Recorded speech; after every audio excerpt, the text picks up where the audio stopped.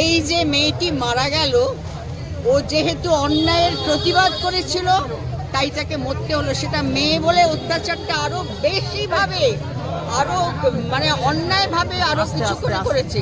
সারা শরীর খামলে খুমলে হাড় পা ভেঙে। এটা তো ছেলেদের এগেইনস্টেও হতে পারে। এটা শুধু একলা মেয়েটার জন্য লড়াই না, অন্যায়ের বিরুদ্ধে লড়াই। এটা হচ্ছে গিয়ে যার জন্য ওর নামে আমরা এক হচ্ছি, অন্যায় সহ্য করতে করতে করতে আজ কোন কিনারা এসে পৌঁছেছি।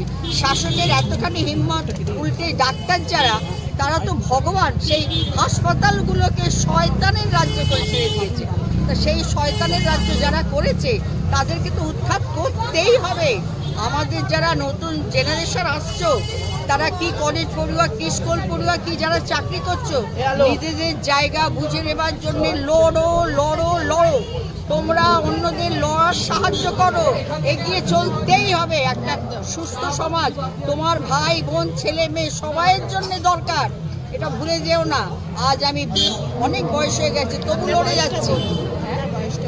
আমি 83 বছর বয়স আমার, আমি লড়ে যাচ্ছি। আমার মাকে দেখেছি ব্রিটিশদের এখানে লড়তে, মা বেতুন কলেজে পড়তো, আমি তার মেয়ে লড়ে যাচ্ছি। এখন অন্যায়ের বিরুদ্ধে লড়ে যাচ্ছি, আমার কোনো ভয় নেই। আপনি পুরো মিছিলটা হাঁটলেন, দেখলাম আমরা সবাই। মরতে তো হবে, কিসের ভয়?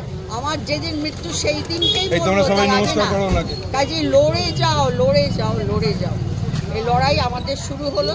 এটা একটা নদী, একটা বিশাল একটা সমুদ্রের গর্জন ভাসিয়ে নিয়ে যাবে। শাসকগুলো না, অন্যায় সহ্য হবে না, হবে না।